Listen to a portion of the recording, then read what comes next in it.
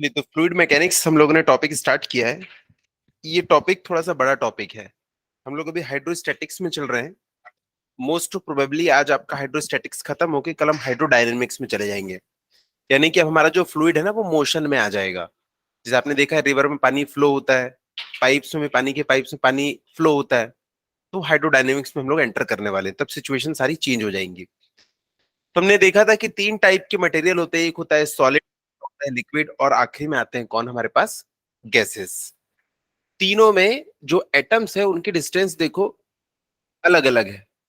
तीनों में एटम्स की डिस्टेंस भी अलग अलग होती है और तीनों में उनके बीच का जो बॉन्ड होता है, जो फोर्स होता है, वो भी अलग अलग होता है। इसमें इतने ज्यादा पास पास होते हैं कि वो एक दूसरे के साथ में कंबाइंड रहते हैं। इसका आप साइज और शेप को आराम से चेंज नहीं कर सकते। इसमें तो बहुत इजीली चेंज कर सकते हो, इसमें तो चेंज करने की जरूरत नहीं है, खुद से चेंज हो जाएगा। इसमें बहुत ज्यादा फोर्स लगाना पड़ता है। इसमें आपको एक पॉट से दूसरे पॉट में पानी को डालना पड़ेगा, तब इसका शेप चेंज होगा। और इसमें कुछ नहीं करना है, इसमें अपने आप ढक्कन खोल दो आप बॉटल का, ये अपने आप अपना शेप साइज चेंज कर लेंगे। इतना कम इनके बीच में फोर्स होता है। तो हमने देखा था इनके बीच में सॉलिड लिक्विड गैस। उसके बाद देखो हमने एक चीज डिस्कस की थी, डेंसिटी। डेंसिटी ये होता है कि एक पर्टिकुलर वॉल्यूम में कितने इसके एटम्स हैं। तो यहाँ पे देखो ये एक मटेरियल है, इसके ना बहुत कम एटम है इस 1 मीटर क्यूब में, इसके ज्यादा है उससे, उसके भी ज्यादा है। तो डेंसिटी क्या होता है, मास पर यूनिट वॉल्यूम। डेंसिटी क्या होता है, मास पर यूनिट वॉल्यूम। डेंसिटी इसको हम लोग अगर और अच्छे से बोले तो मास डेंसिटी बोलते हैं। तो mass per unit volume, rho is equals to m by v. ये फॉर्मूला ऑलमोस्ट हर क्वेश्चन में लगता है। Density is equals to mass upon volume. तो इसकी डेंसिटी सबसे कम होगी, इसकी डेंसिटी ज्यादा होगी, इसकी डेंसिटी उससे भी ज्यादा होगी, क्योंकि देखो इसका मास, नंबर ऑफ एटम्स बढ़ गए ना, तो इसका सेम वॉल्यूम में बहुत ज्यादा मास है। तो वैसे ही जो वाटर होता है उसके लिए डेंसिटी हमने कितनी लिखी थी H2O के लिए। हाँ, सभी को बोलना है और सभी को पार्टिसिपेट करना है। 1000 किलोग्राम पर मीटर क्यूब, यानी कि अगर ये 1 मीटर क्यूब का है ना, तो इसके अंदर कितना पानी आ सकता है, 1000 किलोग्राम। अगर मैं एयर की डेंसिटी की बात करूं, एयर, तो एयर की डेंसिटी कितनी होती है, हाँ, 1.29 किलोग्राम पर मीटर क्यूब। अगर मैं बात करूं मरकरी की डेंसिटी की, मरकरी की डेंसिटी, तो 1 मीटर क्यूब के अंदर कितना मरकरी फिल हो जाएगा, 13600 kg पर मीटर क्यूब। इतना ज्यादा वॉल मास आ जाएगा इसका। 13600 इतना किलोग्राम पर मीटर क्यूब, इसका ये मतलब है। और जो आयरन होता है, आयरन जो लोहा होता है, उसकी भी कुछ डेंसिटी होगी। 1 मीटर क्यूब का अगर आप बॉक्स बना दो तो उसमें कितना आयरन आ जाएगा, अंदाजा लगाओ कितना आएगा, अप्रोक्सीमेट। वाटर 1 मीटर क्यूब में 1000 किलोग्राम आता है, एयर तो 1.29 आती है। मरकरी लिक्विड स्टेट में होता है जनरली, ये आपने देखा होगा थर्मोमीटर के अंदर भी मरकरी होता है। तो वो 13600 किलोग्राम आ जाएगा 1 किलोग्राम में। आयरन कितना आएगा, अगर आयरन का आप 1 मीटर क्यूब का बॉक्स बनाएंगे, अंदाजा लगाओ, 20,000, 40,000, वाह। आप बताओ, क्या लेट आए हो। ये होता है करीब करीब 7000 किलोग्राम पर मीटर क्यूब। सोचो पानी के ऊपर अगर आप एक लकड़ी का पीस डाल देते हो तो लकड़ी उसके ऊपर फ्लोट करने लगती है, क्योंकि लकड़ी की डेंसिटी ना पानी से कम है। जिसकी डेंसिटी कम वो फ्लोट करेगा। वैसे देखो मरकरी जो है उसकी डेंसिटी इतनी ज्यादा है और आयरन की तो उससे ऑलमोस्ट हाफ है। यानी कि अगर आप एक बाथ टब बना लो, बाथ टब में पूरा आपने मरकरी फिल कर दिया और उसमें आप अपना डंबल, जिससे एक्सरसाइज करते हो जिम में, उसको रखोगे ना, तो लोहे का डंबल मरकरी पे फ्लोट करता है, जैसे कि पानी के ऊपर लकड़ी फ्लोट करती है। सोचो मरकरी की डेंसिटी कितनी ज्यादा है। अच्छा कोई बच्चा बच्चा बताएगा कि जो गोल्ड, गोल्ड का सिंबल क्या है, पहले तो यू, यू, इसकी डेंसिटी कितनी होगी, अंदाजा, ऐसी रफ एस्टिमेशन। वाटर से कम,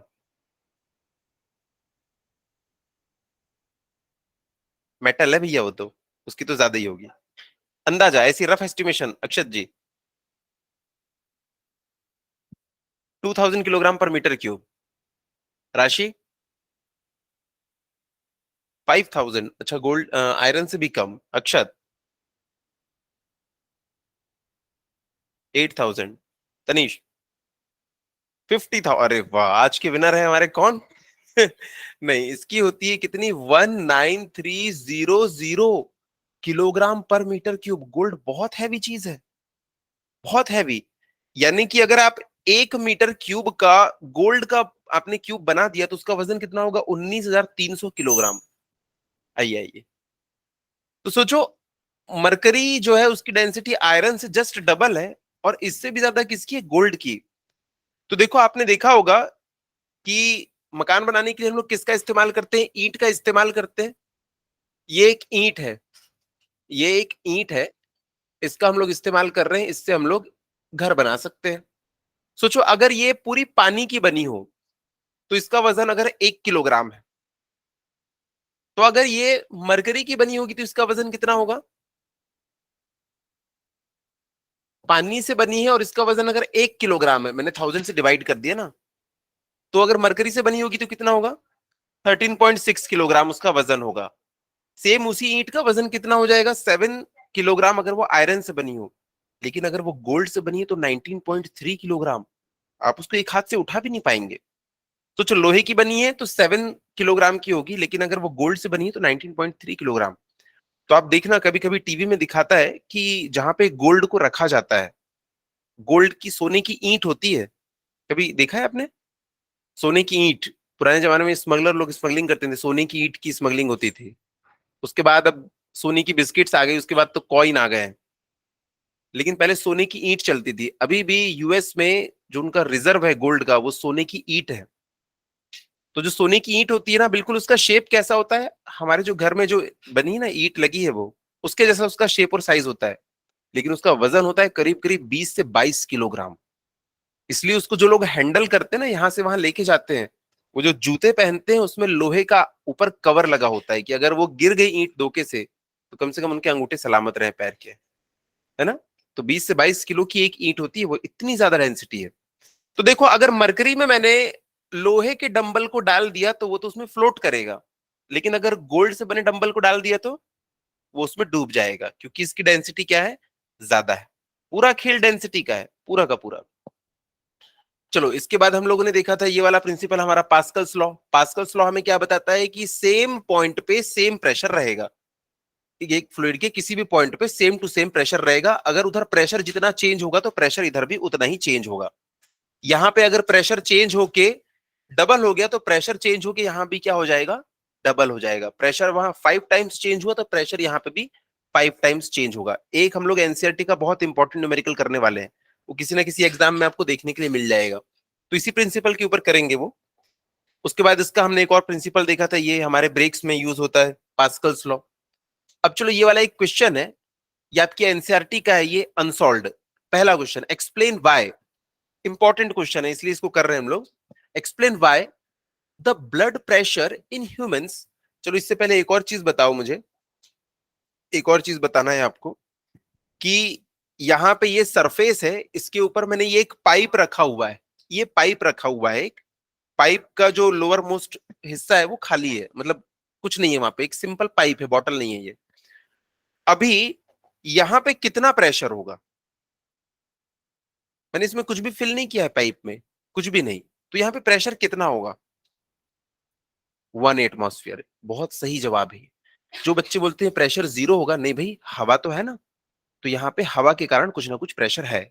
कितना? 1 एटमॉस्फेयर। तो जब भी आपको कभी प्रेशर निकालने बोलता है ना, तो हम लोग क्या करते हैं, प्रेशर रोजीएच से निकालने के बाद उसमें ना 1 एटमॉस्फेयर को जोड़ देते हैं, तो टोटल प्रेशर हमको पता चल जाता है। जैसे यहाँ पे अभी जो एयर फील्ड है उसका प्रेशर कितना है, 1 एटमॉस्फेयर। लेकिन अभी हम लोग ना एटमॉस्फेरिक प्रेशर को साइड में रखते हैं। हम लोग सिर्फ ना गेज प्रेशर की बात करेंगे। जो कि गेज प्रेशर क्या होता है, जिसको इंस्ट्रूमेंट मेजर कर सकता है। एक इंस्ट्रूमेंट को अभी हवा में यहां रखोगे ना तो वो 0 प्रेशर दिखाएगा, क्योंकि एटमॉस्फेयर को क्या काउंट करता है, 0, उसके ऊपर का दिखाता है। तो देखो, यहां पे अगर मैं बोलूं कि टोटल प्रेशर कितना है तो 1 एटमॉस्फेयर। लेकिन अगर मैं बोलूं गेज प्रेशर कितना है तो अभी कितना होगा गेज प्रेशर, 0, क्योंकि अभी कुछ लिक्विड इसमें फिल ही नहीं किया है। लेकिन जैसे जैसे हम इसमें लिक्विड फिल करते चले जाएंगे, ये देखो लिक्विड को मैं फिल करते चला जा रहा हूं, तो देखो इस बेस पे ऊपर फ्लूइड बढ़ता चला जा रहा है। तो फ्लूइड के कारण फोर्स भी बढ़ता चला जाएगा। फोर्स जैसे जैसे बढ़ता चला जाएगा, एरिया तो कांस्टेंट है, प्रेशर भी बढ़ता चला जाएगा। तो किसी भी पॉइंट पे, इस पॉइंट पे किसी भी हाइट के लिए हम लोग प्रेशर कैसे निकाल सकते हैं? इस पॉइंट पे प्रेशर कितना होगा? अभी फॉर्मूला क्या बताया था मैंने? Pressure is equals to rho g h, rho g h, rho g h. मान लो इस पाइप का मैंने साइज आधा कर दिया, इस पाइप का मैंने साइज अब देखो आधा कर दिया, आधा। अब इसमें मैंने फिर से यही वाला लिक्विड को फिल कर दिया सेम हाइट तक के, देखो सेम हाइट तक के मैंने फिल कर दिया। तो आप मुझे बताएंगे अब प्रेशर कितना हो जाएगा?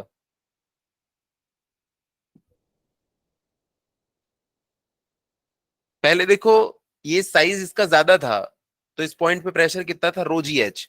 अब मैंने इसका साइज हाफ कर दिया है, तो प्रेशर भी यहां क्या हो जाएगा? नहीं, pressure is a function of height only. Same आपने फ्लूइड भरा है, सेम आप अर्थ पे ही है, तो जी की वैल्यू भी सेम होगी। किस पे डिपेंड करता है? सिर्फ और सिर्फ एच के ऊपर। हाइट कम ज्यादा होगी तो प्रेशर कम ज्यादा होगा। ये चीज हमको अच्छे से याद रखना है। फॉर्मूला देखो, इसलिए मैंने लिख दिया रो जी एच।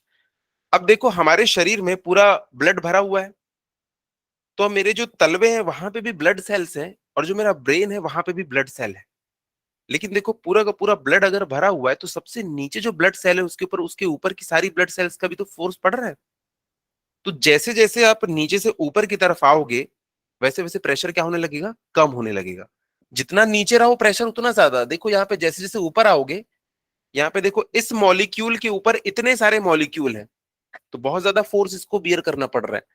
लेकिन ये वाले मॉलिक्यूल के ऊपर देखो बहुत कम मॉलिक्यूल्स हैं, तो इसको ना बहुत कम प्रेशर बियर करना पड़ रहा है। तो हमारे शरीर में भी देखो एक लिक्विड का कॉलम है। कौन से लिक्विड का? ब्लड का। उस लिक्विड कॉलम में भी जो सबसे बॉटम मोस्ट पॉइंट होगा वहां पे प्रेशर सबसे ज्यादा होगा, और जैसे जैसे आप ऊपर चले आओगे वैसे वैसे क्या होगा? प्रेशर कम होता चला जाएगा। तो हमारे बॉडी में क्या थ्रू आउट प्रेशर कांस्टेंट है? नहीं, हमारी बॉडी में भी लिक्विड भरा हुआ है, और लिक्विड की एक खास बात होती है कि उसमें जैसे जैसे आप नीचे की तरफ जाओगे वैसे वैसे प्रेशर बढ़ता चला जाता है। तो देखो, the blood pressure in humans is greater at feet than at brain. क्या ये बात सही है? बिल्कुल सही है। हालांकि ये जो फर्क है ना बहुत नेग्लिजिबल है, लेकिन फर्क तो फर्क है ना? तो हाँ, ये बात सही है, तो इसमें मैंने लिख दिया यस, ये बात सही है। अगली चीज देखो, atmospheric pressure at a height of about 6 kilometre, यानी कि मीन सी लेवल से जैसे ही आप 6 किलोमीटर ऊंचाई पे जाते हैं, तो वहां पे जो प्रेशर है ना वो हाफ हो जाता है सी लेवल पे जो प्रेशर है। अच्छा, सी लेवल पे क्यों प्रेशर है? क्योंकि इसके ऊपर कितनी सारी हवा है। हम जहां अर्थ में घूम रहे हैं ना, तो हमारे ऊपर बहुत सारी एयर है, और एयर भी क्या है? एक फ्लूइड है। तो एयर के जो पार्टिकल्स हैं वो भी तो नीचे फोर्स लगाएंगे, तो उसके कारण ना यहाँ पे एक प्रेशर बनता है। वो प्रेशर कितना है? 1 एटमॉस्फेरिक। लेकिन जैसे जैसे आप अर्थ की सरफेस से ऊपर चले जाते हैं, ये देखो ये रही हमारी अर्थ, यहाँ पे जो प्रेशर है ना वो है 1 एटमॉस्फेरिक। लेकिन जैसे जैसे आप ऊपर चले जाएंगे, इस पॉइंट पे पहुंच जाएंगे, यहां से ये पॉइंट कितनी हाइट पे है? 6 किलोमीटर। तो पता है प्रेशर यहाँ पे 0.5 एटमॉस्फियर हो जाता है। ये बात सही है। 6 किलोमीटर की हाइट पे प्रेशर घट के आधा हो जाता है। क्यों? क्योंकि हम सरफेस पे, तो हमारे सर पे बहुत सारे एयर के मॉलिक्यूल हैं, लेकिन जैसे जैसे हम ऊपर जाएंगे, तो एयर के मॉलिक्यूल अब हमारे सर पे उतने ज्यादा नहीं है, तो क्या होगा? प्रेशर धीरे धीरे कम होने लगता है। और जब आप अर्थ से बहुत दूर चले जाएंगे, तो वहां तो टोटल वैक्यूम है, एयर ही नहीं है। एयर की सरफेस के पास सबसे ज्यादा क्यों है? एयर, सॉरी, अर्थ की सरफेस के पास अर्थ ग्रेविटी के कारण उसको खींच के रखती है, इसलिए अर्थ के चारों तरफ ही क्या है? पूरे मॉलिक्यूल्स हैं। तो देखो जैसे ही हम 6 किलोमीटर ऊपर जाते हैं ना, तो प्रेशर 0.5 एटमॉस्फियर हो जाता है। ठीक है? तो क्वेश्चन ये पूछ रहा है, atmospheric pressure at a height of about 6 kilometre decreases to nearly half of its value at the sea level. ठीक है, हाफ हो गया। Though the height of atmosphere is more than 100 kilometre. इसका मतलब ये है कि देखो ये अर्थ की सरफेस है, पता है अर्थ की सरफेस से ऊपर 100 किलोमीटर तक के हमको एयर देखने के लिए मिलती है। हाँ, एयर प्रेजेंट है। तो कायदे से क्या होना चाहिए? अगर यहाँ पे 1 एटमॉस्फेरिक प्रेशर है, तो 50 किलोमीटर की हाइट पे प्रेशर आधा हो जाना चाहिए, और यहां तक के पूरा प्रेशर 0 होना चाहिए। लेकिन यार ये तो ना सिर्फ 6 किलोमीटर की हाइट पे ही 0.5 ATM रह गया। वो इसका रीजन पूछ रहा है, ऐसा क्यों है? क्या कोई इसका जवाब देगा? देखो मैं क्वेश्चन फिर से पूछ रहा हूं। क्वेश्चन में ये बोल रहा है कि अर्थ की सरफेस से 100 किलोमीटर की हाइट तक के ना एयर प्रेजेंट है। ठीक है, तो यहां से लेके यहां तक के 100 किलोमीटर तक के एयर प्रेजेंट है। लेकिन यार जैसे ही हम अर्थ की सरफेस से 6 किलोमीटर की हाइट पे जाते हैं ना, तो प्रेशर हाफ हो जाता है। हाफ तो इसको 50 किलोमीटर पे होना चाहिए था ना, ऐसा क्यों हो रहा है? हाँ बताओ। बहुत बढ़िया। एयर की जो डेंसिटी है ना, वो कांस्टेंट नहीं है। एयर की डेंसिटी नीचे सबसे ज्यादा है, और जैसे जैसे जैसे आप ऊपर जाओगे ना, तो एयर की डेंसिटी कम होने लगती है। अगर एयर की डेंसिटी कम होने लगती है, तो देखो इस पॉइंट के ऊपर प्रेशर कितना लग रहा होगा? रो जी इंटू ये वाला एच, क्योंकि इतने मॉलिक्यूल इसके सर के ऊपर है। लेकिन जी की सॉरी रो की वैल्यू बहुत कम हो गई। इतनी कम हो गई ना कि प्रेशर जो है ना वो बहुत कम हो जाता है। तो इसका रीजन ये है कि प्रेशर तो रो जी एच होता है, लेकिन जैसे जैसे हम ऊपर जाते हैं वैसे वैसे एयर की डेंसिटी कम होने लगती है। और अगर एयर की डेंसिटी कम होने लगी तो प्रेशर क्या होता है? रो जी एच। इस वजह से प्रेशर भी ऊपर जाने पे बहुत तेजी से कम होने लगता है। ठीक है। उसके बाद तीसरा देखो, hydrostatic pressure is a scalar quantity even though pressure is a force divided by area. तो मैंने आप लोगों को बताया था कि जो प्रेशर है वो कैसी क्वांटिटी होती है, कि स्केलर क्वांटिटी होती है। जबकि वो उसका फॉर्मूला क्या है? Force per unit area. और यार फोर्स तो एक वेक्टर क्वांटिटी है, तो ऐसा क्यों हो रहा है?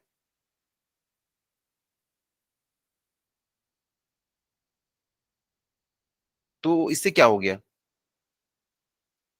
प्रॉब्लम ये है कि प्रेशर की ना एक स्पेसिफिक डायरेक्शन नहीं है। इसकी डायरेक्शन तो है, लेकिन कोई एक स्पेसिफिक डायरेक्शन नहीं है। आप एक चीज देखो, ये मैंने एक पॉट के अंदर ये पूरा पानी भरा रखा हुआ है, ये देखो पानी भरा हुआ है। आपको पता है फ्लूइड कैसे प्रेशर लगाता है हमेशा सरफेस के ऊपर? परपेंडिकुलरली। तो जो नीचे वाली सरफेस है इसके ऊपर प्रेशर कैसा लग रहा है? डाउनवर्ड। ये वाली जो सरफेस है इसके ऊपर प्रेशर कैसा लग रहा है?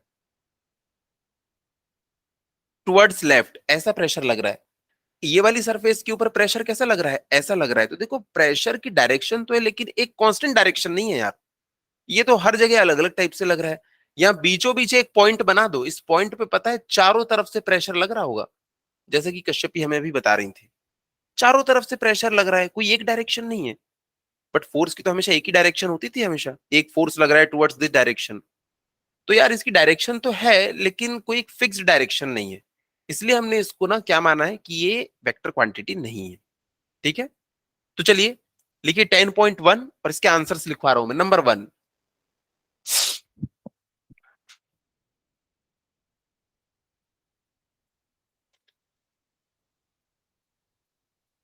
10.1 ये अनसॉल्व है, इसका ए। इसका आंसर लिखिएगा, the blood in our body, the blood in our लिखा है क्या? Human, the blood in human body. क्या हम ह्यूमन नहीं है? The blood in human body acts as acts as liquid column. Liquid column. Liquid column का क्या मतलब होता है?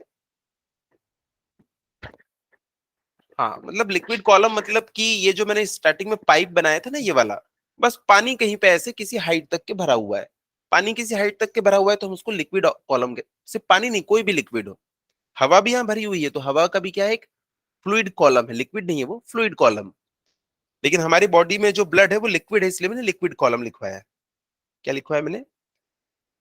The blood in human body acts as liquid column which exerts a pressure of bracket में लिख लेना, P is equals to rho g h. Rho g h.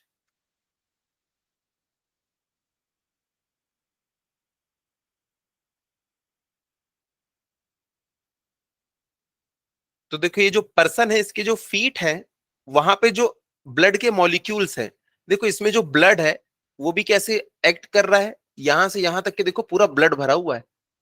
और अभी अभी हमको मैडम ने बताया था कि थिकनेस के ऊपर, भाई चाहे ये मोटा पैर हो बच्चे का, या बच्चे का पैर मोटा हो चाहे पतला हो, फर्क नहीं पड़ता। प्रेशर किस पे डिपेंड करता है? हाइट के ऊपर। तो देखो भले इसके पैर मैंने कितनी पतली क्यों ना बनाए हो, लेकिन प्रेशर तो भैया सेम लगेगा। तो यहाँ पे जो प्रेशर होगा वो क्या होगा, रो जी एच। यहाँ पे जो प्रेशर होगा उसके लिए हाइट क्या हो जाएगी, ये वाली। यहाँ पे जो पॉइंट होगा उसके ऊपर ये वाले मॉलिक्यूल्स प्रेशर लगा रहे हैं। समझ में आ रहा है ना? जैसे कि देखो हम लोग ब्रेड का पैकेट लेने जाते हैं, ब्रेड का पैकेट, उसमें ब्रेड की बहुत सारी स्लाइस रखी होती है। तो सबसे ज्यादा प्रेशर किस स्लाइस के ऊपर लगता होगा, सबसे नीचे वाली पे। क्यों? क्योंकि उसके ऊपर बहुत सारी हैं।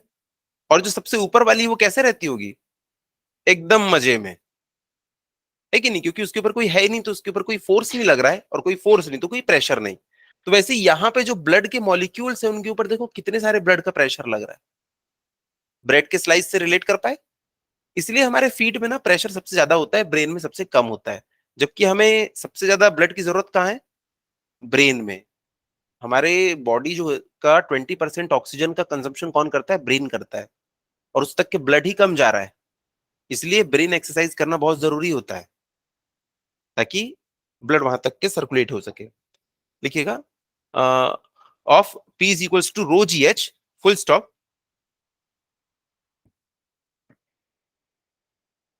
Hence moving from feet to brain, hence from moving feet to brains, height of liquid column decreases।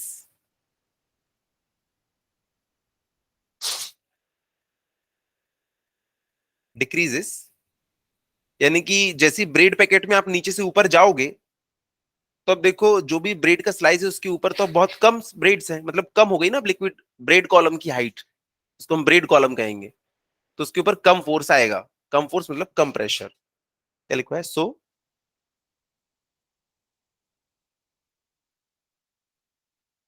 And and as a result, as a result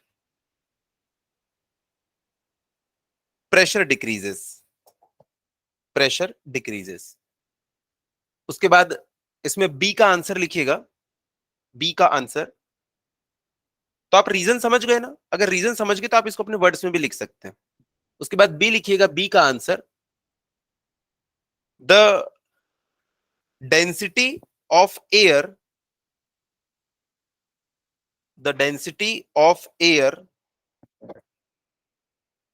is not constant with height. जैसे जैसे ऊपर जाओगे ना तो एयर की density कम होने लगती है। हवाई जहाज 10 किलोमीटर की हाइट पे क्यों उड़ते हैं? क्योंकि वहां पे हवा की डेंसिटी बहुत कम हो जाती है। 6 किलोमीटर पे देखो प्रेशर कितना कम हो गया, 0.5 एटमॉस्फेयर रह गया। वो तो 10 किलोमीटर की हाइट पे उड़ते हैं, वहां ज्यादा हवा है ही नहीं, इसलिए उनको कम रेजिस्टेंस का सामना करना पड़ता है। और इस वजह से कम फ्यूल में वो एक स्थान से दूसरे स्थान पहुंच पाते हैं। तो वो कितने ऊपर उड़ते हैं, 10 किलोमीटर। क्यों? क्योंकि वहां पे एटमॉस्फेयर उतना डेंस नहीं है। तो जैसे जैसे डेंसिटी कम होते जा रही है, वैसे वैसे क्या होगा, प्रेशर भी क्या होने लगेगा, रिड्यूस होने लगेगा। तो हमने क्या लिखवाया, with height. So so at higher altitude, at high altitude pressure, bracket में लिख लेना rho g h, rho g h decreases rapidly, decreases rapidly as as rho decreases rapidly. P क्यों रैपिडली डिक्रीज हो रहा है? क्योंकि रो की वैल्यू डिक्रीज हो रही है जैसे जैसे हम ऊपर जा रहे हैं।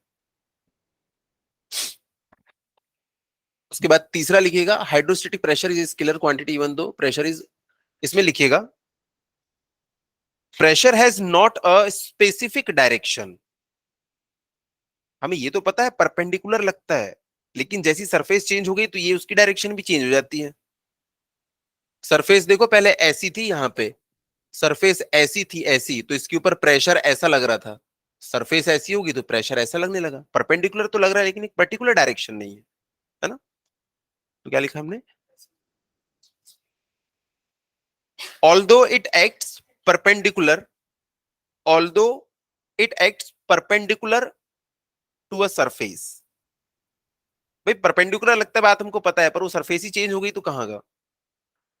जैसे कि मैं आपको बताऊं कि जैसे कि विप्लव मेरे घर के पास आ रहे थे, मैंने उनको बोला कि देखो यार, एक पिंक कलर का यहाँ पे डॉगी खड़ा है, तुम वहां पे आ जाओ। अब मान लो थोड़ी देर के बाद पिंक कलर का डॉगी कहीं और चला गया, है कि नहीं? तो भाई मैंने तो सही बताया था, लेकिन वही अगर खिसक गया तो भाई डायरेक्शन खिसक गई ना। इसीलिए तो मैंने झूठ नहीं बोला, है ना विप्लव? हाँ। चलो, पूरा कंप्लीट हो गया क्या?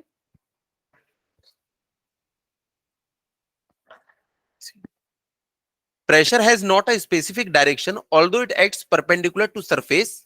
Hence, it is not considered as vector quantity. It is not considered as vector quantity. तो कोई लड़ने लग जाते हैं कि यार डायरेक्शन तो होती है इसकी परपेंडिकुलर टू द सरफेस। अरे सरफेस ही तो हमारी फिक्स नहीं है। इसी बॉडी में देखो तीन तीन अलग अलग सरफेसेस हैं। बोला किस सरफेस में बताओ प्रेशर।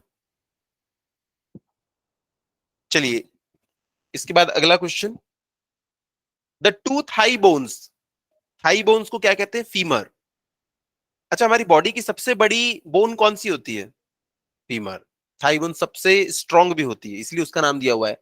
दोनों का क्रॉस सेक्शन जो है वो 10 सेंटीमीटर स्क्वायर 10 सेंटीमीटर स्क्वायर है, और ये सपोर्ट करती है बॉडी के अपर पार्ट पार्ट को, obviously, of a human body of mass 40। कितना दुबला पतला इंसान है?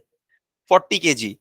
40 kg का इंसान है, उसको दो पैरों पे वो खड़ा होता है, तो दोनों पैर का जो फीमर है वो उसको सपोर्ट कर रहा है, और दोनों का एरिया कितना है? 10 सेंटीमीटर स्क्वायर 10 सेंटीमीटर स्क्वायर। तो पूछ रहा है estimate the average pressure sustained by the femurs. तो हमारी हड्डी के ऊपर कितना प्रेशर आ रहा है? प्रेशर का फॉर्मूला क्या होता है? रोजी एच भी होता है जब फ्लूइड भरा हो। यहाँ पे आदमी का मास दे रखा है, मास, यानी कि उसका, हाँ, फोर्स अपॉन एरिया, यहाँ पे हम वो वाला फॉर्मूला लगाएंगे। तो देखो, इसके जो दोनों पैर का जो फीमर है, मैं बस उसको बना दिया यहाँ पे, पूरा पैर नहीं बना रहा हूं। इसका एरिया भी कितना है? 10 सेंटीमीटर स्क्वायर। इसका एरिया भी कितना है? 10 सेंटीमीटर स्क्वायर। तो देखो प्रेशर कितना आएगा? Force upon area. फोर्स कितना लग रहा है? 40 इंटू 10। 40 इंटू 10 क्यों किया? वेट, एम इंटू जी, क्योंकि मुझको ये न्यूटन में निकालना है। तो 40 इंटू जी है, ये 9.8 की जगह मैंने 10 ले लिया। और एरिया कितना दिया हुआ है? 10 है और 10 है, तो क्या कर दूं? 10 इंटू 10 कर दूं कि 10 प्लस 10 कर दूं? हाँ, मैं मुंडी हिला रहे हैं। अरे भाई, इस दो पैर हैं, ये दोनों ही तो पूरा उसका लोड सपोर्ट कर रहे हैं ना। तो टोटल एरिया कितना है? 10 प्लस 10, 20 सेंटीमीटर स्क्वायर। तो 20 इंटू 10 टू द पावर, अरे एक ही पैर पे खड़ा होगा तो एक ही पैर की हड्डी जो है सारा लोड बियर करेगी, तो उसका एरिया लिखेंगे 10 सेंटीमीटर स्क्वायर। लेकिन भाई दोनों पैरों पे खड़ा है ना बंदा, तो दोनों पैर सपोर्ट कर रहे हैं, तो एरिया कितना हो गया? डबल। इस क्वेश्चन में यही गलती करते हैं बच्चे, एरिया कितना है? 10 सेंटीमीटर। अच्छा, तो m g upon 10 into something, answer आ गया। भाई दो पैर पे खड़े होते हैं ना हम लोग, और लिखा भी है कि दो पैर है उसके करके। तो देखो 20 इंटू 10 टू द पावर कितना लिखो? क्यूब में -6 होता है। ये 10 टू द, ये सेंटीमीटर स्क्वायर है। हाँ, देखो, हाँ, 100 centimetre is equals to 1 metre. दोनों साइड 100 से डिवाइड कर दो, तो 1 centimetre is equals to 1/00 metre. इसको मैं क्या लिख सकता हूं? 10 टू द पावर -2। तो 1 centimetre is equals to 10 to the power -2 metre. इधर का स्क्वायर तो इधर का भी स्क्वायर, कितना हो जाएगा? 10 टू द पावर -4। हाँ, अगर वॉल्यूम होता तो 10 टू द पावर -6। इसको हम लोग सॉल्व कर लेंगे और हमको प्रेशर की वैल्यू पता चल जाएगी। ठीक है, तो एग्जाम्पल इंपॉर्टेंट है ये वाला, पूछता है बार बार। तो इसमें भूलेंगे नहीं कि दो पैर हैं। बस इसमें बच्चे ना एरिया में ही गलती करते हैं। 10 की जगह क्या लेना है हमको? 20, क्योंकि दो पैर है। तो प्रेशर आ जाएगा यहां से 20 से ये चला जाएगा 2 टाइम्स, ये ऊपर जाके हो जाएगा 10 टू द पावर 5। तो 2 into 10 to the power 5 newton पर मीटर स्क्वायर। चलो अगला question. What is the pressure on a swimmer 10 metre below the surface of a lake. अब हमारा एक स्विमर है, वो लेक के सरफेस से 10 मीटर नीचे स्विम कर रहा है, तो बताओ वो कितना प्रेशर उसके ऊपर लग रहा है।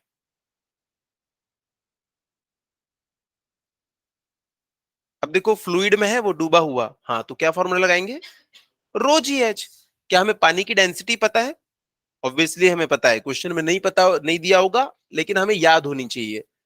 रो ऑफ H2O कितना होता है, 1000 किलोग्राम पर मीटर क्यूब। और जी की वैल्यू कितनी होती है, चलो यहाँ पे हम लोग 10 ले लेते हैं अभी, 10 मीटर पर सेकेंड स्क्वायर। 9.8 भी ले सकते हैं, लेकिन कैलकुलेशन इजी हो जाए, हमने 10 ले लिया।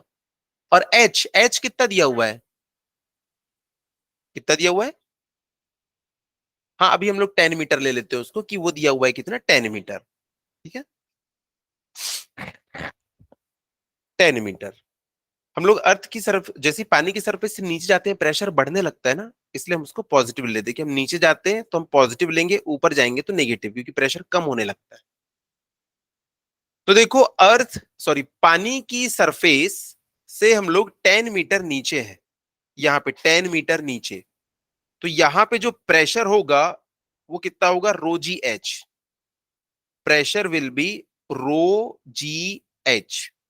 और ये प्रेशर कितना हो जाएगा, 1000 × 10 × 10, कितना आ गया, 1 2 3 4 5, 10⁵ hence, hence pressure on swimmer is equals to, बताओ अब कितना आ जाएगा।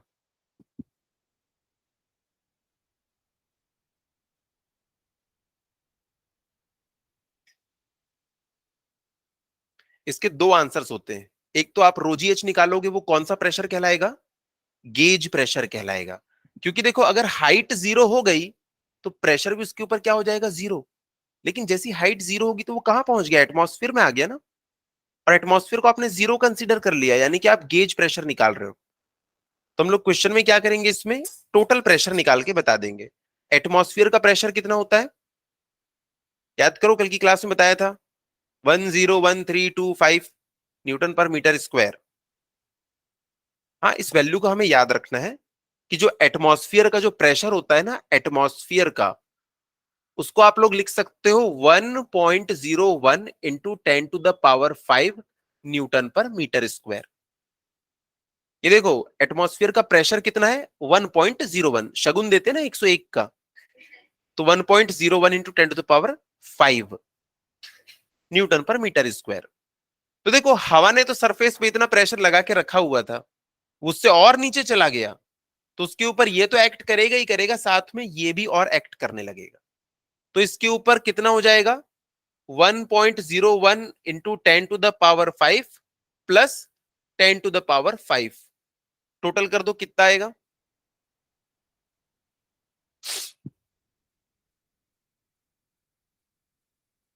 2.01 इंटू 10⁵, क्या हो जाएगा, न्यूटन पर मीटर स्क्वायर। इसी को हम लोग ना क्या बोल सकते हैं, दो एटमॉस्फेयर बोल सकते हैं क्या, ऑलमोस्ट। ये देखो ना यार, इसको हम लोग ना 1 ATM भी कहते हैं। एटमॉस्फेयर का जो प्रेशर है ना, उसको हम लोग 1 ATM भी कहते हैं, 1.01 इंटू 10⁵ को 1 एटमॉस्फेरिक प्रेशर।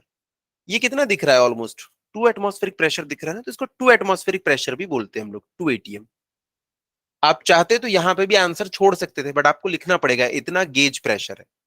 ठीक है, तो इस क्वेश्चन में किसी को समस्या, पक्का।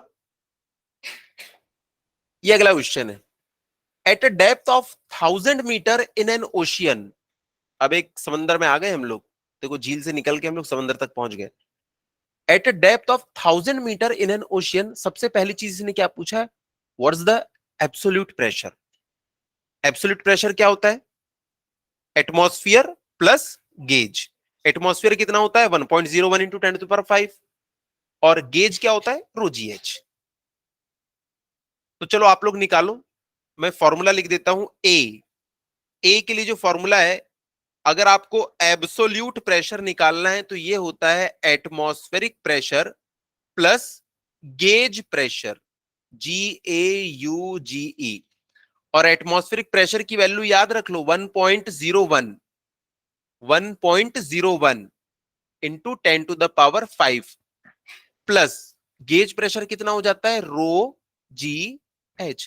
कितना इजी है, 1.01 इंटू 10⁵ प्लस ρGH। ऐसा करने से क्या आ जाएगा हमारे पास में, एब्सोल्यूट प्रेशर आ जाएगा। उसके बाद इसने बोला है गेज प्रेशर निकालो, यही तो गेज प्रेशर है। ρGH क्या है, गेज प्रेशर, अलग से निकालने की जरूरत नहीं है।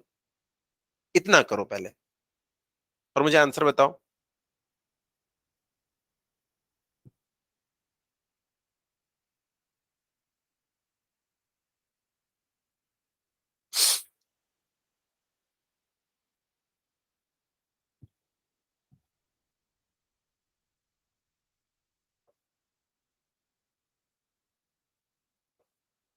Rho into g into H, 1.05 into 10⁵ plus 1 2 3 4 5। इसको मैं लिख सकता हूं 100 इंटू 10⁵। ऐसे ही क्यों लिखा, 10⁷ क्यों नहीं लिख लिया। हाँ, कॉमन निकल जाएगा, ऐड करने में आसानी हो जाएगी। तो अगर इन दोनों में से 10⁵ को कॉमन निकाल लो तो क्या बचेगा, 100 प्लस 1.05।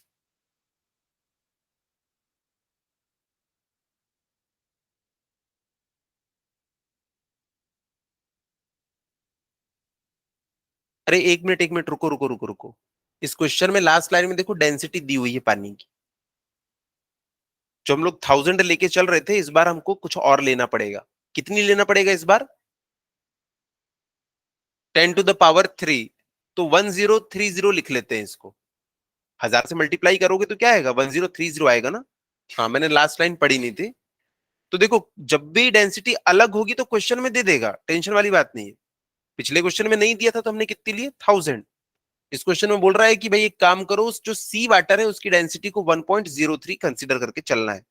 तो इसकी डेंसिटी को मैं कितना लेके चलूंगा, 1.03 इंटू 10⁵। मल्टीप्लाई करने पे ना ये आएगा। आप नहीं भी मल्टीप्लाई करोगे तो भी काम चल जाएगा। यहाँ डेंसिटी कितनी दी हुई है, 1030। ये मैंने कैसे निकाला, इसको मल्टीप्लाई कर दिया सीधा। तो जो आंसर आया मेरे पास में अब वो क्या आ जाएगा, 103, 103 इंटू 10⁵। समझ में आया ना। गेज प्रेशर क्या होता है, ρGH। रो हम लोग 1000 लेते थे, लेकिन क्वेश्चन में बोला है समंदर है यार, इसकी डेंसिटी ज्यादा होती है, क्योंकि समुद्र में क्या होता है, नमक मिला होता है, इसलिए उसकी डेंसिटी ज्यादा हो जाती है। अच्छा, कितने बच्चों के घर में अंडा बनता है, हाँ। तो बच्चे घर जाके एक एक्सपेरिमेंट करेंगे। पहले तो प्योर वाटर लेंगे और उसके बाद उसमें उस एग को डालेंगे। वो एग पूरा नीचे डूब जाता है। क्यों, क्योंकि पानी की डेंसिटी जो है ना उससे एग की डेंसिटी ज्यादा है, तो नीचे डूब जाएगा। अच्छा है कि खराब है एग, उसको ऐसे ही चेक करते हैं। अगर वो ऊपर हो गया ना, मतलब वो खराब है। अब क्या करना, आप उस पानी में नमक मिला देना, जितना नमक हो सके भर के नमक मिला देना। अब उसमें से एग को डालना, वो देखना वो नीचे जाएगा ही नहीं, वो ऊपर आ जाएगा, क्योंकि उसकी डेंसिटी पानी से ज्यादा है, बट थोड़ी सी ही ज्यादा है। आपने नमक मिला दिया ना, तो पानी की डेंसिटी बढ़ गई, उसमें अब नमक मिल गया है। तो क्या होगा, अब उसमें जो एग होगा वो ऊपर की तरफ फ्लोट करने लगेगा। अब नीचे नहीं जाएगा, वो अब उसको नहीं डुबा सकते। तो यहां से हमको पता चला सी वाटर की डेंसिटी इतनी है। तो टोटल कितना प्रेशर आ गया, 104.05 इंटू 10⁵। इतना न्यूटन पर मीटर स्क्वायर का प्रेशर लगा हुआ है। उसके बाद इसने बोला गेज प्रेशर कितना है बताओ। तो ये जो है यही तो गेज प्रेशर है। हमने तो निकाला ही वैसे है ना, कि gauge pressure plus atmospheric pressure. तो बी वाले का आंसर तो मैं डायरेक्ट लिख देता हूं। बी का आंसर कितना है, 103 इंटू 10⁵ न्यूटन पर मीटर स्क्वायर। अब देखो वो सी पार्ट पूछ रहा है कि उतने नीचे हमारे जो सैनिक है वो सबमरीन को लेके जाते हैं, और सबमरीन में ग्लास की विंडोज भी होती हैं, है ना। सारी सबमरीन्स में नहीं होती है। जो हमारे सैनिक यूज करते हैं उसमें नहीं होती, क्योंकि उनको और नीचे जाना होता है। इतना मजबूत हमने ग्लास ही नहीं बना पाया है। देखो जैसे जैसे हम नीचे जा रहे हैं प्रेशर कितना बढ़ रहा है। हवा में कितना था, 1 एटमॉस्फेरिक, 1 × 10⁵। 1,000 मीटर नीचे कितना हो गया, एटमॉस्फेयर से 100 टाइम्स ज्यादा हो चुका है प्रेशर। देखो ऊपर हवा में प्रेशर होता है 1 × 10⁵, और 1 किलोमीटर नीचे कितना हो गया है, 104 × 10⁵। 100 टाइम्स बढ़ चुका है प्रेशर। तो अगर ग्लास आप यूज करोगे ना, वो तो फूट जाएगा, पानी अंदर घुस जाएगा, इतना प्रेशर है। तो नॉर्मल सी जो सबमरीन होती है बस उसी में हम लोग कांच इस्तेमाल करते हैं। तो यहाँ पे जो ग्लास उसने यूज किया है, देखो उसका साइज क्या है, 20 × 20। तो पूछ रहा है उसके ऊपर फोर्स कितना लगेगा। एरिया दिया है, वहां हमें प्रेशर पता है, तो आप लोग फोर्स निकाल सकते हैं। बताओ कितना फोर्स आएगा।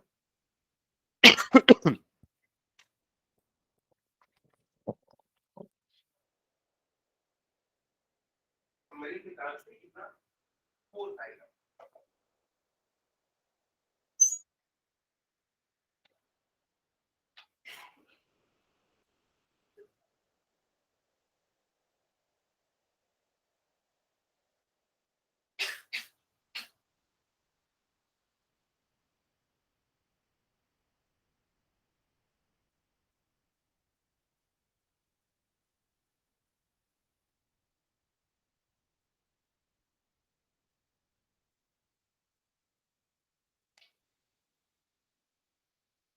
एनीवन।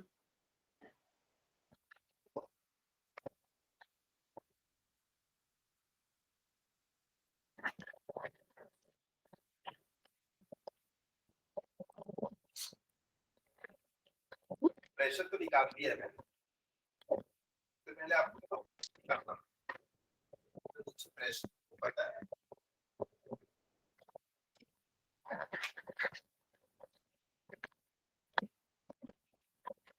2 3 बार आंसर आ जाना चाहिए था।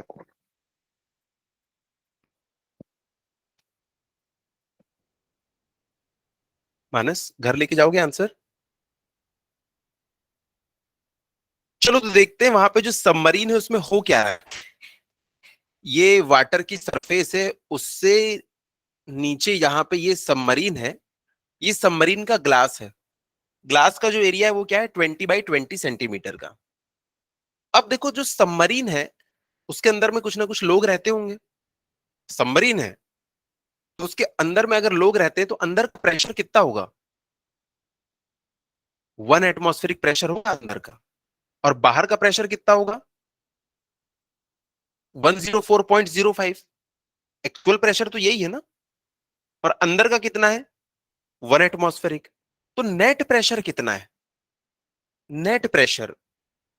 देखो ये हमारा ग्लास है, इसमें ये बाहर में पानी है। ये पानी के कारण जो प्रेशर लग रहा है नेट, वो कितना है, 104 पॉइंट समथिंग इंटू 10⁵ लेकिन यार अंदर में भी तो हवा है।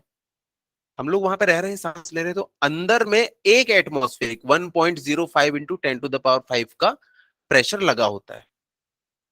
ये चीज हमको भूलना नहीं है कि अंदर में भी कुछ ना कुछ प्रेशर होता है। अगर अंदर जीरो प्रेशर होता तो हम ये पूरा का पूरा यूज कर लेते।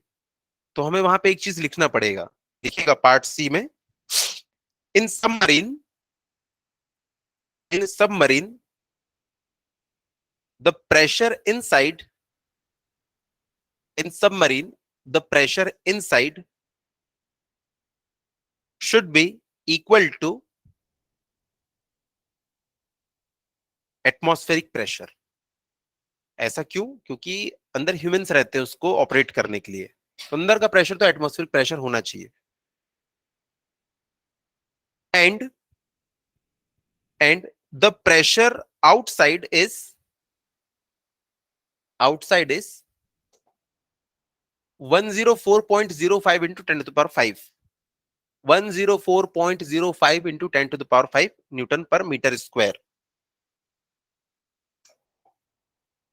हेंस नेट प्रेशर यानी कि total pressure, hence net pressure on the glass is कितना हो जाएगा,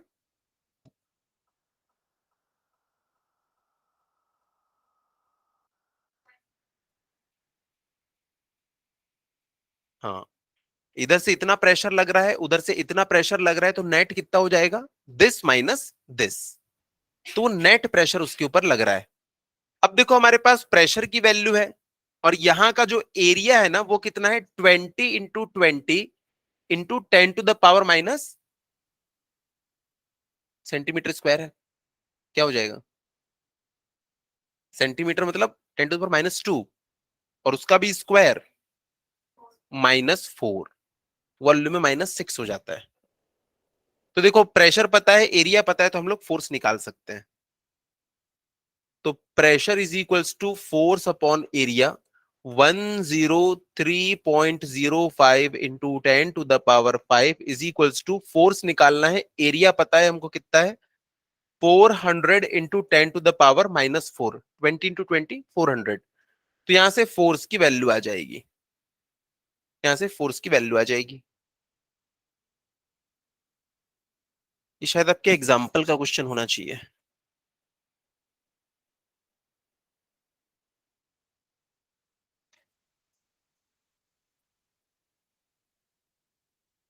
हाँ, ये आपके एग्जाम्पल का क्वेश्चन है 10.4। इसको सॉल्व करने पे आंसर आता है 4.12 इंटू 10⁵ न्यूटन।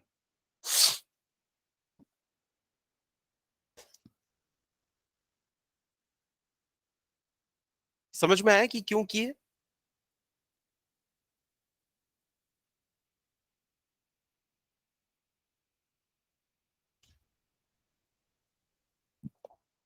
चलो नेक्स्ट क्वेश्चन।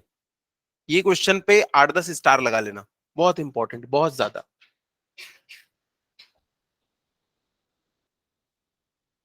ये क्वेश्चन क्या बोल रहा है, पहले पढ़ो। दो सिरिंज है, two syringe of different cross sections. एक सिरिंज है जिससे हमको वैक्सीन लगी थी, और एक ऐसी सिरिंज होती है जिससे कि घोड़े, गाय, बैल, इनको इंजेक्शन लगती है। तो वो ना, हम लोग होली में जो पिचकारी यूज करते हैं ना, उस शेप और साइज की होती है वो इंजेक्शन। दो अलग अलग साइज की इंजेक्शन है, विदाउट नीडल्स, ठीक है। Filled with water are connected with a tightly fitted rubber tube. दो इंजेक्शन को ना आपस में आपने रबर ट्यूब से जोड़ दिया है, ठीक है, और वाटर भरा हुआ है। Diameters of the smaller piston and larger piston are 1 centimetre and 3 centimetre respectively. Find the force exerted on large piston when a force of 10 Newton is applied to the smaller piston। ठीक है, तो मैं इसका ना diagram बनाता हूं। इसका diagram कुछ इस तरीके से बनेगा कि ये वो छोटी वाली इंजेक्शन है, छोटी वाली इंजेक्शन। इस छोटी वाली इंजेक्शन में देखो, अंदर में एक ये प्लंजर लगा होता है जिससे डॉक्टर प्रेस करते हैं, और इसका जो फ्लूइड होता है उसमें प्रेशर बढ़ने लगता है। इसके बाजू में हमने रखी हुई है क्या, एक बहुत बड़ी वाली सिरिंज। ये देखो बहुत बड़ी वाली सिरिंज है ये इसका प्लंजर है। जिससे क्वेश्चन सॉल्व नहीं होगा उसको ये लगेगी, ये वाला, ये प्लंजर है। अब इन दोनों को इसने क्या किया है, एक रबर ट्यूब से जोड़ दिया है। ये है वो रबर ट्यूब, ये रबर ट्यूब, इससे मैंने जोड़ दिया इन दोनों को। तो अब यहां पे जब मैं प्रेशर लगाऊंगा, तो यहां से पानी जो है ना उधर जाएगा, और जब इधर से मैं प्रेशर लगाऊंगा, तो यहां पे ये वाले प्लंजर के ऊपर फोर्स ऊपर आएगा या नीचे आएगा, ऊपर की तरफ आएगा यार। तो यहां से मैं क्या है, नीचे की तरफ अभी फोर्स लगाने वाला हूं। तो यहाँ जो भी पानी भरा है उसके कारण क्या होगा, ये वो पानी यहाँ पे जाएगा, यहाँ पे जाएगा, और जैसे ही मैं यहाँ पे फोर्स लगाऊंगा तो यहाँ पे अपवर्ड डायरेक्शन में फोर्स लगना शुरू हो जाएगा। ये अरेंजमेंट तो समझ में आ गया। इसका जो रेडियस है, रेडियस दिया है, ये क्या दिया है, डायामीटर्स दिया हुआ है। इसका जो डायामीटर है ना वो है 1 सेंटीमीटर, और इसका जो डायामीटर है वो कितना है, 3 सेंटीमीटर। तो एरिया हम निकाल सकते हैं। अब हमें पास्कल भाई साहब ने ये बताया था कि किसी भी फ्लूइड के सारे पॉइंट्स पे ना प्रेशर बिल्कुल सेम होता है। तो भैया यहां पे जो प्रेशर होगा वही प्रेशर यहां पे भी होगा। अब यहां का प्रेशर हम कैसे निकालेंगे, फोर्स अपॉन एरिया। भाई फोर्स तुमको दिया है 10 न्यूटन, एरिया तुमको पता है। अब यहां का भी सेम प्रेशर होगा। प्रेशर क्या होता है, फोर्स अपॉन एरिया। एरिया तुमको दिया है, फोर्स तुमको निकालना है, ठीक है। तो क्वेश्चन में देखो क्या लिखा है, Find the force exerted on a larger piston when a force of 10 Newton is applied to the smaller piston. तो मैंने जैसे यहां पे, अभी तो ये बड़े मजे से थे, यहाँ पे कोई प्रेशर नहीं लग रहा है, तो यहाँ पे भी कोई प्रेशर नहीं लग रहा है अभी। लेकिन जैसे ही मैंने यहाँ पे 10 न्यूटन का फोर्स लगाया, तो यहां पे देखो प्रेशर आ जाएगा कितना, फोर्स अपॉन एरिया। एरिया कैसे निकालते हैं हम लोग, पाई/4 डायामीटर का स्क्वायर, 1 × 10⁻² का स्क्वायर। डायामीटर कैसे निकालते हैं हम लोग, इसका डायामीटर क्या, इसका सॉरी एरिया कैसे निकालते हैं सर्कुलर चीज का, पाई/4 डायामीटर का स्क्वायर। अब देखो यहां पे भी सेम प्रेशर आएगा क्योंकि ये पास्कल्स लॉ है। पास्कल ने हमें बताया वहां जितना प्रेशर यहां भी उतना ही प्रेशर, तो यहां पे भी सेम टू सेम वही प्रेशर आने वाला है। लेकिन प्रेशर होगा कितना, pressure is equals to force, वहां 10 न्यूटन दिया था, यहाँ पे कुछ दिया नहीं है, वही तो निकालना है, फोर्स अपॉन पाई/4 इंटू डायामीटर का स्क्वायर। 10⁻², क्यों कर रहा हूं, क्योंकि ये सेंटीमीटर में है। देखो वहां का प्रेशर होगा 10/एरिया, यहां का होगा F/एरिया, और अकॉर्डिंग टू पास्कल्स लॉ दोनों पॉइंट पे प्रेशर होना चाहिए सेम, तो उसको मैं इससे इक्वेट कर दूंगा। पाई/4 से पाई/4 कट जाएगा, 10⁻² से 10⁻² कट जाएगा, और बड़े इजीली हम लोग यहाँ का फोर्स निकाल पाएंगे। इसमें कोई समस्या? यश, हमें ना एक्चुअली पास्कल ने पहले ही फोन करके बता दिया था कि जब भी ऐसा अरेंजमेंट होता है ना, तो सारे के सारे पॉइंट्स पे प्रेशर बिल्कुल सेम होता है। मैंने बोला ठीक है, प्रेशर का फॉर्मूला तो अपन को पता ही है, फोर्स अपॉन एरिया। उसने बोला स्मॉलर जो पिस्टन है उस पर मैंने 10 न्यूटन का फोर्स लगाया और उसका डायमीटर दे दिया है, डायमीटर दे दिया है, तो पाई/4d² से मैं एरिया निकाल सकता हूं। तो फोर्स अपॉन एरिया क्या आ गया, प्रेशर। और पास्कल ने बोला जितना प्रेशर यहां उतना ही प्रेशर यहां। लेकिन चलो मैं अगर यहां का प्रेशर निकालना चाहूं तो मैं क्या लिखता, फोर्स अपॉन एरिया ही तो लिखता। तो फोर्स पता नहीं है, यही तो निकालना है हमको, अपॉन एरिया, एरिया पाई/4 डायमीटर का स्क्वायर। फिर मुझे याद आया पास्कल ने बोला था प्रेशर तो सेम होता है, बस दोनों को मैंने इक्वेट कर दिया। कोई बच्चा क्या करेगा, यहां से इसकी पहले वैल्यू निकालेगा, वैल्यू निकालने के बाद फिर यहां पे पुट करेगा, तो वैसे में काम लेंदी हो जाता है। Pressure is equals to force upon area, pressure is equals to force upon area, दोनों प्रेशर सेम है, इक्वेट करो, एक ही अननोन है, निकालो कितना आता है।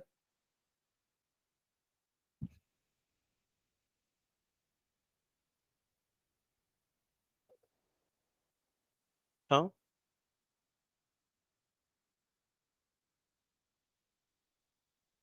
pressure at both the piston should be same, ये हमें पास्कल ने बताया था।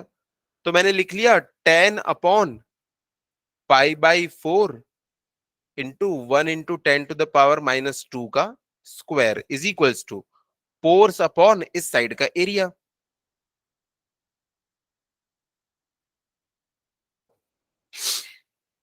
तो पाई/4 से पाई/4 कट गया, 10⁻² से 10⁻² कट गया, और F इज इक्वल्स टू क्या आ जाएगा, ये देखो नीचे 3 का स्क्वायर बन जाएगा 9, और 9 उस साइड जाके 10 से मल्टीप्लाई होगा, और हमें फोर्स कितना मिलेगा, 90 न्यूटन का फोर्स मिलेगा, 90 न्यूटन। तो देखो वहां लगाया हमने 10 न्यूटन और इधर कितना मिला, 90 न्यूटन। यही खास बात है इसकी, वहां पे एक विप्लव बैठेगा, यहां पे 9 विप्लव ऊपर उठ जाएंगे। ऐसी तो है। लेकिन एक बात बताओ, अब इसका अगला पार्ट, या आप लोग बताओगे मुझे, अब इसका अगला पार्ट है, if the smaller piston is pushed in through 6 centimetre, ये वाले पिस्टन को ना हमने कितना नीचे मूव किया, 6 सेंटीमीटर तक के मूव किया है। इसको हमने यहां से लेके यहां तक के मूव किया, कितना, 6 सेंटीमीटर। अगर ये यहां से लेके यहां तक के आ गया होगा, तो यहां का जो पानी है इस वाले वॉल्यूम का, वो तो यहां से वो यहां पहुंच चुका होगा, पहुंचेगा या नहीं। भाई जब हमको डॉक्टर इंजेक्शन लगाता है, जब वहां पे वो पिस्टन नीचे आता है तो उसका जो इंजेक्शन में जो लिक्विड भरा होता है वो हमारी बॉडी में जाता है कि नहीं जाता है? तो वैसे ही जब ये पिस्टन नीचे आएगा तो इस वाले पूरे इलाके का जो वॉल्यूम होगा वो इसके थ्रू यहाँ पे आ चुका होगा, और जब यहां आएगा तो इसको थोड़ा सा ऊपर कर देगा। तो क्वेश्चन में यही पूछ रहा है कि वो अगर 6 सेंटीमीटर नीचे आया तो ये कितने सेंटीमीटर ऊपर या नीचे जाएगा? पहली बात तो बताओ, ऊपर जाएगा कि नीचे जाएगा? ऊपर जाएगा। क्या सेम 6 सेंटीमीटर जाएगा कि कम या ज्यादा जाएगा? कम, क्योंकि ना वहां पे हाइट ज्यादा, और ये इसका जो वो था बेस वो था कम। यानी कि आपने एक गिलास पानी को अगर एक थाली में डाल दिया तो क्या सेम हाइट तक के रहेगा? नहीं ना, उसकी हाइट कम हो जाएगी। अब हम निकाले कैसे? अगर एक गिलास पानी में 100 ml पानी आया था, यानी कि 100 सेंटीमीटर क्यूब पानी आया था, उसको अगर थाली में डाल दोगे तो उसका वॉल्यूम चेंज होगा क्या? वॉल्यूम कभी चेंज नहीं होता, पानी का वॉल्यूम कभी चेंज नहीं होगा। आप उसका साइज और शेप चेंज कर सकते हो, लेकिन उसका आप वॉल्यूम चेंज नहीं कर सकते। तो वहां जितना वॉल्यूम कम हुआ है यहां उतना वॉल्यूम बढ़ जाएगा। और वॉल्यूम का फॉर्मूला क्या होता है सिलेंडर के लिए? पाई आर स्क्वायर एच, या पाई/4 d² इंटू एच। समझ में आया? ये देखो, ये सिलेंडर है, सिलेंडर। इसका एरिया कैसे निकालते हैं? ये जो बेस है इसका एरिया, बेस का एरिया हम दो तरीकों से निकाल सकते हैं। एक तो रेडियस से पाई r², या डायामीटर से पाई/4 d²। दोनों फॉर्मूले सेम है, दोनों फॉर्मूले सेम है, सेम। तो देखो यहां पे इसका इतना वॉल्यूम कम हो गया, ये देखो इसका इतना वॉल्यूम कम हो गया, ये 6 सेंटीमीटर है, लेकिन इसका इतना वॉल्यूम बढ़ गया होगा।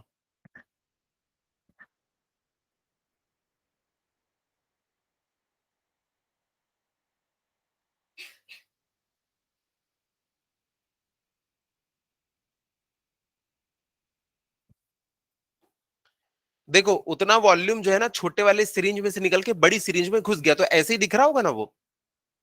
अब देखो ये वाला वॉल्यूम कितना है, ये सिलेंडर है ना एक, इसका एरिया मल्टीप्लाइड बाय इसकी हाइट, वो क्या बन गया? अब इस तरीके का बन गया। तो इसकी भी हाइट मल्टीप्लाइड बाय इसका भी एरिया। इसका एरिया कितना होगा? क्वेश्चन में दिया हुआ है पाई/4 इंटू 3 का स्क्वायर। मेरी मर्जी, मुझे सेंटीमीटर को मीटर में कन्वर्ट नहीं करना है। और इसकी हाइट कितनी है? h, यही तो निकालना है। ये वाले के लिए एरिया कितना है? पाई/4 इंटू 1 का स्क्वायर। या जिसको अगर इच्छा हो रही है मीटर में कन्वर्ट करने की, 10⁻² से मीटर कर मल्टीप्लाई कर देना, आ जाएगा वो भी। लेकिन मैं क्यों नहीं कर रहा हूं, देखो यहां पे। तो इसका वॉल्यूम कितना होगा? इसका वॉल्यूम होगा एरिया पाई/4 इंटू 1 का स्क्वायर इंटू हाइट। और इसका वॉल्यूम कितना होगा? पाई/4 इंटू 3 का स्क्वायर इंटू एच। लेकिन भैया अगर वहां से 100 सेंटीमीटर क्यूब पानी इधर आया है तो वो भी यहाँ पे भी 100 सेंटीमीटर क्यूब ही होगा। वॉल्यूम कम ज्यादा नहीं होता। तो ये और ये आपस में क्या होंगे? इक्वल। तो आप एक स्टेटमेंट लिखेंगे, as water is incompressible its volume will not change, hence initial volume will be equal to final volume. भाई जहां पे पानी जाता है उसका शेप ले लेता है। बड़ा सिलेंडर है तो उसका देखो शेप ऐसा हो गया। तो इन दोनों का आप इक्वेट करना, तो पाई/4 से पाई/4 कट जाएगा। हमने सारी चीजें सेंटीमीटर में ली है तो एच भी किस में आ जाएगा? सेंटीमीटर में आ जाएगा। तो वाटर इनकम्प्रेसिबल है तो हमने इन दोनों को इक्वेट कर दिया। तो पाई/4 इंटू 1 का square into 6 is equals to पाई/4 इंटू 3 का स्क्वायर इंटू एच। पाई/4 ये कितना हो जाएगा? 6/9। एच इज इक्वल्स टू क्या आ गया? 2/3 सेंटीमीटर, यानी कि 0.66 सेंटीमीटर।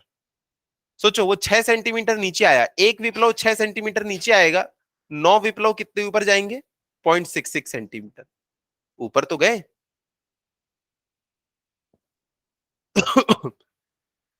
तो ये फायदा होता है कि आपने ज्यादा वजन तो उठाया, लेकिन अब आप उसको उतने हाइट तक के नहीं ले गए जितना आपने छोटे वजन को नीचे लाया था। तो देखो, छोटा पिस्टन 6 सेंटीमीटर नीचे आया, लेकिन ये कितना ऊपर गया? 0.66 सेंटीमीटर, लेकिन ज्यादा वजन ऊपर गया है। एक विप्लव, 9 विप्लव। चलो इसके बाद हेडिंग डालिएगा।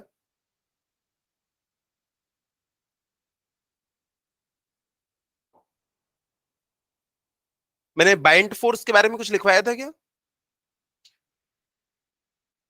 If a body is partially और fully immersed in a fluid, ये लिखवा दिया था मैंने। Okay, then it experiences an upward force due to the fluid surrounding. तो देखो होता क्या है, आप लोग घर जाएंगे और घर में पानी की बाल्टी के पास जाएंगे और उसमें क्या करेंगे, एक प्लास्टिक की बॉल को डुबाने की कोशिश करेंगे। जब आप प्लास्टिक की बॉल को पकड़ के, प्लास्टिक की एकदम हल्की फुल्की बॉल है, उसको आपने धकेलते हुए यहां तक के आपने ले आया पानी के अंदर, जैसे आप उसको छोड़ेंगे तो क्या होगा? वो बाउंस बैक होके ऊपर आएगी। वो बाउंस बैक होके ऊपर आएगी, एक तो उछल जाएगी और फिर वापस से गिर के देखो वो कुछ ऐसे उसमें स्टेबल हो जाएगी।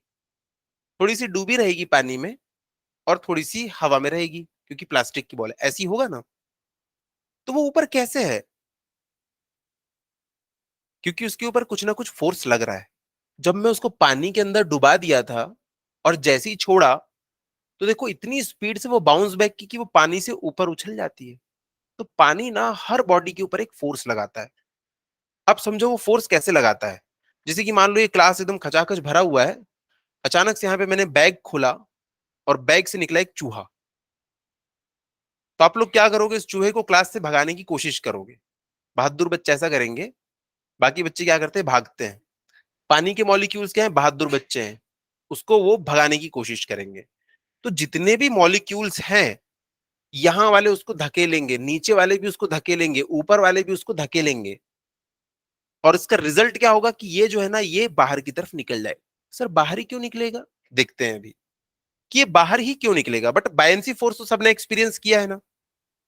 इसी को हम लोग बायंसी फोर्स कहते हैं कि किसी भी आपने मीडियम में अगर किसी दूसरी चीज को आपने डुबा दिया है, फुली डुबाया है या पार्शियली डुबाया है, उसके ऊपर वो फ्लूइड ने एक फोर्स लगाता है। वही फोर्स क्या कहलाता है? बायंसी फोर्स कहलाता है। और इस बायंसी फोर्स की वैल्यू कितनी होती है? इस बायंसी फोर्स की वैल्यू कितनी होती है? रो जी वी। मैंने दो फॉर्मूले बताए थे। प्रेशर क्या होता है? रोजी एच। और बायंसी फोर्स क्या होता है? रोजी वी। मैंने पहले फॉर्मूला रटवा दिया था। चलो अब देखते हैं कि फॉर्मूला आया कैसे। देखो ये हमारा फ्लूइड है। इस फ्लूइड के अंदर में मैंने ना एक सिलेंडर को डुबा दिया है। इस फ्लूइड के अंदर में मैंने एक सिलेंडर को डुबा दिया। ये वो फ्लूइड है, इसके अंदर अब मैं एक सिलेंडर को डुबाने जा रहा हूं। ये एक सिलेंडर है, इसको मैंने डुबा दिया। ये सिलेंडर, अब ये जो सिलेंडर है इसकी जो हाइट है वो कितनी है? इसकी हाइट है कितनी? एच। मैंने एक सिलेंडर लिया, जैसे कि पानी की बोतल है, इसमें से पानी को खाली कर देना और क्या करना, इसका ढक्कन टाइट लगा के इसको बाल्टी में डुबाना। सोचो क्या होगा? ये बाउंस बैक करके ऊपर आ जाएगी।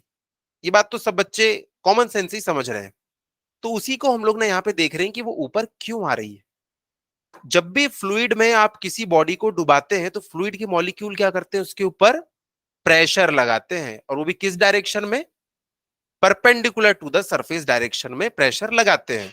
चलो इतनी बात तो हमको पता है। तो देखो यहाँ पे जो साइड वाले मॉलिक्यूल हैं, वो इसमें साइड से प्रेशर लगा रहे होंगे। ये देखो, ये लोग साइड से प्रेशर लगा रहे हैं, साइड से प्रेशर लगा रहे हैं। साइड से प्रेशर लगाएंगे ना परपेंडिकुलर डायरेक्शन में। पर जितना इधर से लगा रहे हैं उतना उधर से लगा रहे हैं, इसलिए पता है ना तो ये लेफ्ट को जाएगी ना तो ये राइट को जाएगी। क्योंकि जितना फोर्स इधर से उतना ही फोर्स उधर से। तो ना तो ये लेफ्ट, बॉटल कभी लेफ्ट या राइट में जाती है क्या? नहीं। बॉटल या तो ऊपर जाएगी या तो नीचे जाएगी। देखते हैं कब ऊपर जाएगी कब नीचे जाएगी। क्या इसकी सारी सरफेसेस के ऊपर मैंने फोर्स लगा दिया? नहीं। अभी दो सरफेस बची हुई है। आपने अभी ना इसको ऐसा एज्यूम करना कि ये पूरा ऊपर तक की यूनिफॉर्म है। ऐसा इसको पतला मत एज्यूम करना, ठीक है? तो देखो इसमें नीचे भी एक प्रेशर लगेगा। प्रेशर हमेशा कैसे लगाता है fluid? Perpendicular to the surface. यहां पे कैसा लगाएगा? Perpendicular to the surface. तो मैं फोर्स यहां पे बना रहा हूं। तो देखो यहां पे भी कुछ ना कुछ प्रेशर लगेगा और यहां पे भी कुछ ना कुछ प्रेशर लगेगा। क्या कोई बच्चा बता सकता है ऊपर वाली सरफेस का प्रेशर ज्यादा होगा या नीचे वाली सरफेस का ज्यादा होगा? नीचे वाली का ज्यादा होगा। क्यों नीचे वाली का? जैसे जैसे डेप्थ बढ़ती है वैसे वैसे प्रेशर बढ़ता चला जाता है भाई। अगर समझ में ना आए तो गाजी मूवी देखना। उसमें जैसे जैसे नीचे जाते हैं, गाजी मूवी, उसमें सबमरीन में वैसे वैसे प्रेशर बढ़ने लगता है, लीकेज होने लगता है। तो भाई यहां का प्रेशर ज्यादा है, यहां का प्रेशर कम है। फॉर एग्जाम्पल मैंने मान लिया यहां से लेके यहां तक की हाइट थी H1 और यहां से लेके यहां तक की हाइट थी H2। सरफेस से ये वाली जो है ना सरफेस, उसकी हाइट कितनी है H1 और इसकी डेप्थ कितनी है H2। तो यहां पे देखो प्रेशर कितना आ रहा होगा?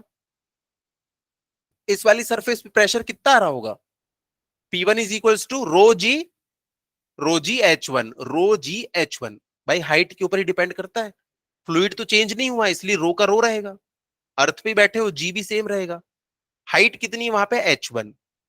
और एक बात बताओ, P2 कितना होगा? रो जी H2। P1 इतना, P2 इतना। अब देखो इस प्रेशर के कारण कुछ ना कुछ फोर्स लग रहा होगा। प्रेशर क्या होता है? Force upon area.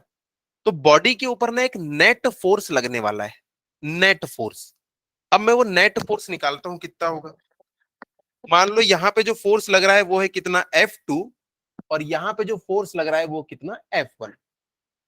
प्रेशर होता ही क्या है? Force upon area. तो देखो बॉडी के ऊपर जो नेट फोर्स होगा, नेट फोर्स वो कितना हो जाएगा? P2 minus P1। अब बच्चे बोलेंगे सर आपने P2 माइनस P1 ही क्यों किया? P1 माइनस P2 भी तो कर सकते थे। Final minus initial?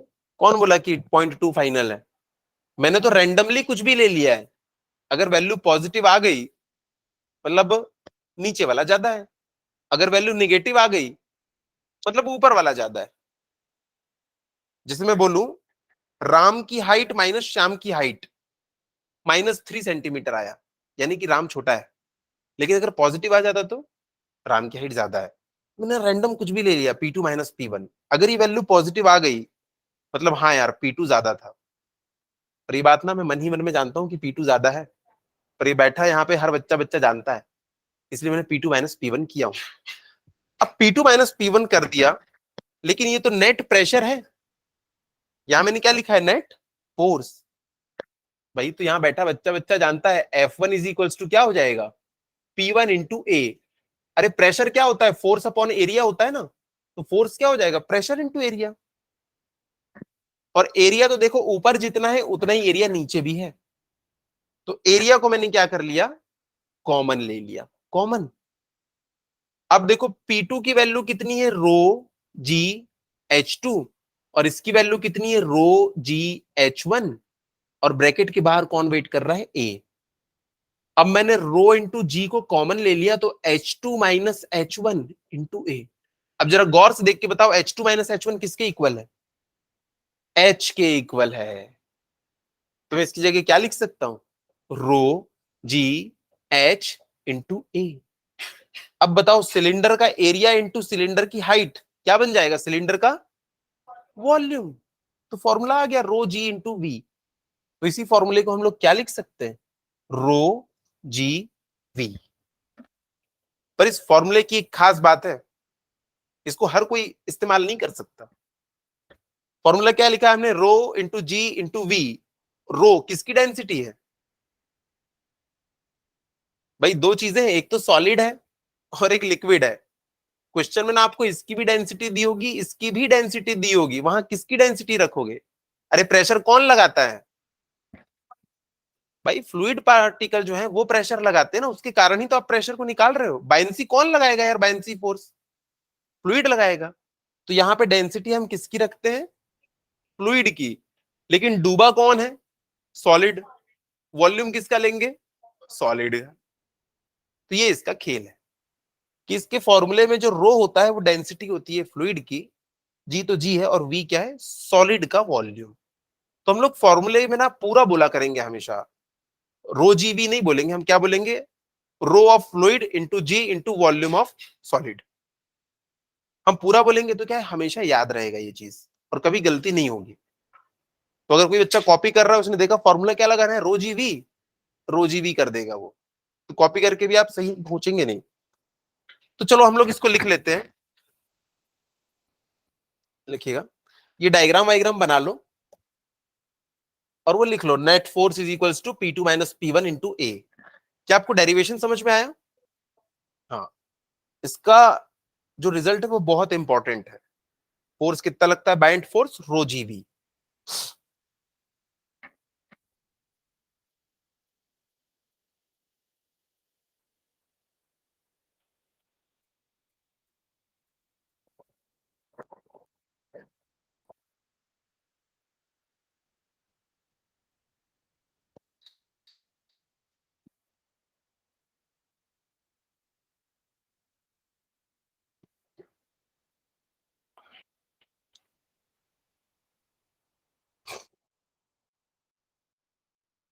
सिर्फ आपको ये वाला डायग्राम बनाना है और ये जो पिंक कलर से लिखा है वो बनाना है।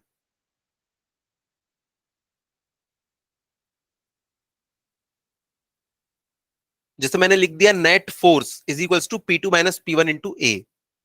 तो अगर समझ में नहीं आएगा तो आप लोग क्या लिख सकते हैं, F2 माइनस F1। और फोर्स क्या होता है, प्रेशर इंटू एरिया।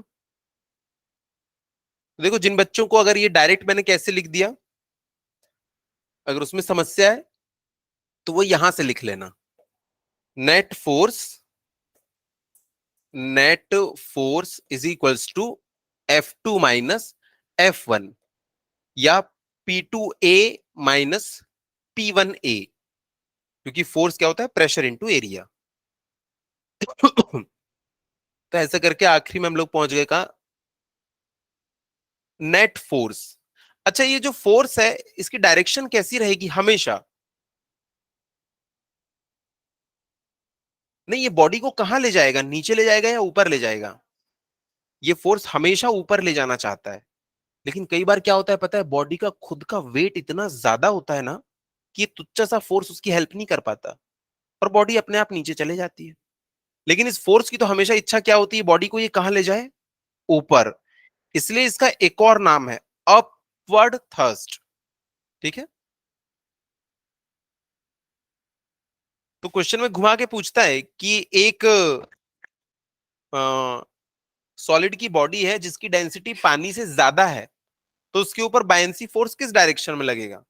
बच्चा सोचता है यार अगर डेंसिटी ज्यादा है तो वो तो नीचे जाता है, पक्का बायंसी नीचे लगती होगी। नहीं नहीं नहीं, बायंसी का फोर्स हमेशा ऊपर लगता है। अगर वो सफिशियंट है तो बॉडी ऊपर चली जाएगी, जैसे लकड़ी है बहुत हल्की होती है तो वो ऊपर चले जाती है। लेकिन कोई अगर मेटेलिक पीस है तो उसका वेट इतना ज्यादा होता है ना कि बायंसी फोर्स उतनी हेल्प नहीं कर पाता। अभी आगे पढ़ेंगे हम लोग। तो यहां पे आप लोग लिखिएगा, अपवर्ड, इसी का दूसरा नाम है अपवर्ड थ्रस्ट और बायंसी फोर्स। और मैं इसको ऐसा भी लिख सकता हूं, upward thrust is equals to rho of fluid into g into v of solid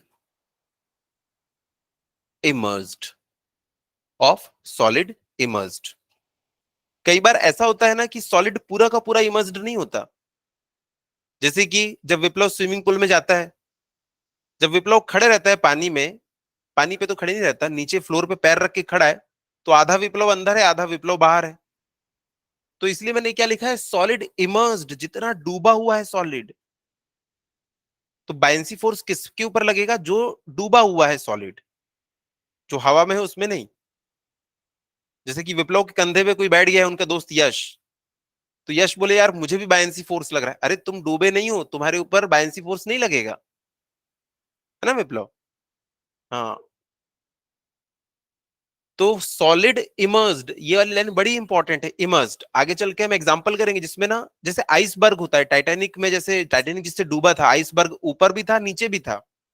आपको पता है ना कि जो आइसबर्ग होता है, जैसे कि ये पानी की सरफेस है, तो जो आइसबर्ग होता है वो इतना ऊपर दिखता है और नीचे इतना होता है, नीचे बहुत ज्यादा होता है, ऊपर थोड़ा सा ही दिखता है। ऐसा इसलिए क्योंकि ना पानी से उसकी डेंसिटी जरा सी कम है, इसलिए जरा सा ऊपर रहता है। अगर इसकी डेंसिटी बहुत कम होती तो ये बहुत ऊपर होता।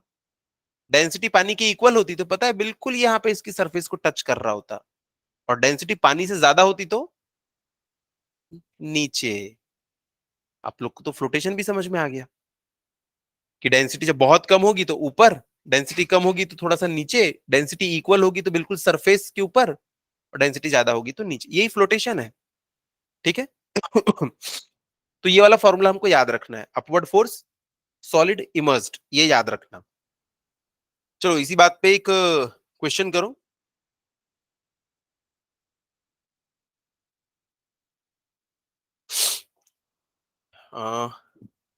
यहाँ पे ये एक पॉट में हम लोगों ने पानी लेके रखा हुआ है, ये एक पॉट में पानी भरा हुआ है पूरा, या पानी नहीं कुछ और फ्लूइड भर देंगे अभी। इसमें एक सॉलिड ऐसे डूबा हुआ है। इस सॉलिड की पूरी जो हाइट है वो है 10 सेंटीमीटर, लेकिन इसका ना सिर्फ 6 सेंटीमीटर नीचे डूबा हुआ है, 6 सेंटीमीटर। और इसका जो एरिया है ना, एरिया वो है 5 सेंटीमीटर का स्क्वायर। और ये जिस फ्लूइड में डूबा हुआ है उसकी जो डेंसिटी है वो है 800 किलोग्राम पर मीटर क्यूब। ये पानी से डेंसिटी ज्यादा है कि कम है? कम है।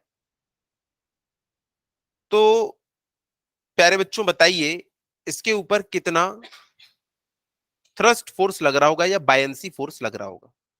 थ्रस्ट फोर्स का फॉर्मूला तो सबको पता है, rho of fluid into g into volume immersed. कितना वॉल्यूम इमर्स्ड है यहाँ पे? क्या पूरी की पूरी बॉडी का वॉल्यूम ले लेंगे? अगर मैं ऐसा बोलूं एरिया इंटू हाइट 10 सेंटीमीटर, तो क्या मैं सही हूं? नहीं, वॉल्यूम इमर्स्ड, वॉल्यूम इमर्स्ड ये निकालना है आपको। भाई जितना पानी हटा है उतने ही कारण फोर्स आएगा। विप्लव के कंधे पे अगर यश बैठा है उससे कोई फर्क नहीं पड़ता है। तो यहां से अगर बोले आपको निकालो एफ अप की वैल्यू, अपवर्ड थ्रस्ट, तो rho into g into volume, volume में कितना निकालूंगा?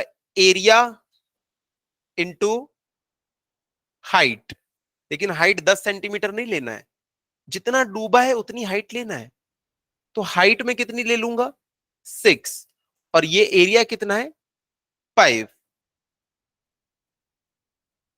लेकिन इनकी यूनिट क्या है? सेंटीमीटर में, तो वो ध्यान रखना। ये सेंटीमीटर स्क्वायर है और ये सेंटीमीटर है, तो सेंटीमीटर का क्यूब बन जाएगा। तो मैं 10 टू द पावर माइनस क्या कर दूं? 6। इस बार क्यूब है तो 10 टू द पावर 6। तो आंसर हमारा आ जाएगा किसमें? न्यूटन में।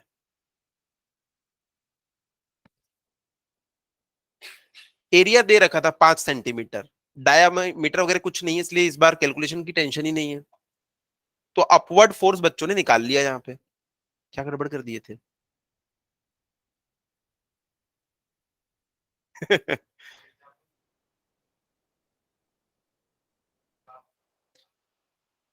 हाँ हाँ।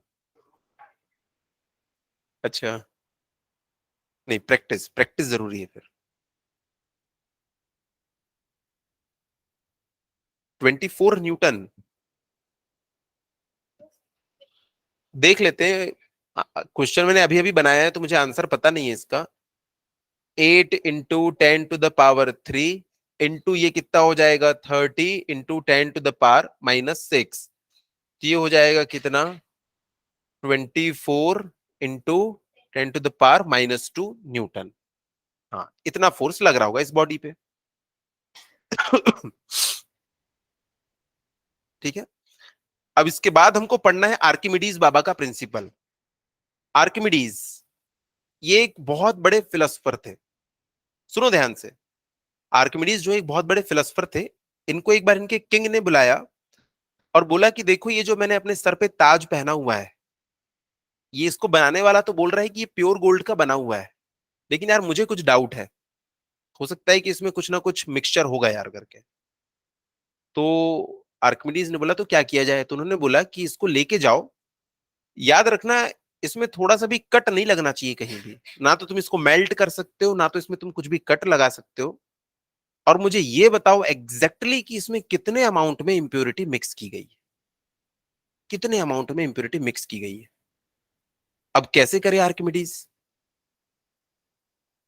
हाँ, पानी में डुबाएगा, ये तो हमको सबको पता है, लेकिन वही पता करना है हम लोगों को कि आर्किमिडीज जो था ना, इसके बाद कई दिनों तक के सोचते रहा, उसको समझ में नहीं आया। जब वो नहाने के लिए एक बार गया, तो बाथ टब जो था ना वो पानी से लबालब भरा हुआ था, फुल, एकदम फुल। जैसे कि यहाँ पे देखो, ये पानी से एकदम लबालब भरा हुआ है, अगर इसमें जरा सा भी आपने कुछ इंसर्ट किया तो इसमें से पानी गिर जाएगा।